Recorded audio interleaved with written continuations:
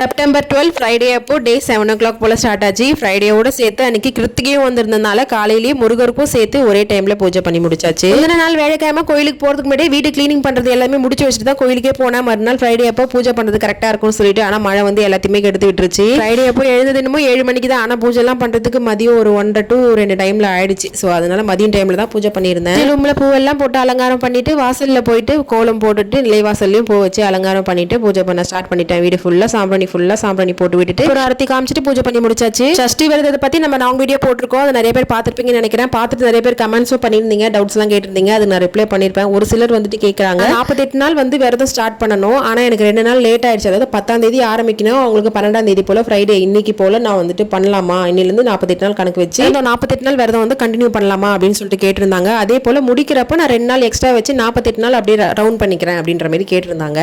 பண்ணலாம், தப்பு கிடையாது. உங்களோட விரதம் வந்துட்டு அன்னைக்கு திருக்கல்யாணம் பார்த்துட்டு வடை பாயசத்தோட நீங்க சாப்பிட்டு அந்த விரதத்தை முடிக்கிற மாதிரி இருக்கணும். மனசு திருப்திக்கு வேணா ஒரு 2 நாள் வந்து எக்ஸ்ட்ரா வச்சு நீங்க இருந்துக்கோங்க, தப்பே கிடையாது. உடனே நான்வெஜ் சாப்பிட போறது கிடையாது. ஒரு 2 நாள் விட்டு தான் நம்ம சாப்பிட போறோம், அதனால தப்பு கிடையாது. கண்டினியூ பண்ணிக்கலாம். புரிஞ்சிருக்கும்னு நினைக்கிறேன். ஏதாவது டவுட்ஸ் இருந்தா கமெண்ட்ஸ்ல சொல்லுங்க. அந்த வீடியோ பிடிச்சிருந்தா லைக் பண்ணுங்க, சேனலை மறக்காம சப்ஸ்கிரைப் பண்ணி வச்சுக்கோங்க.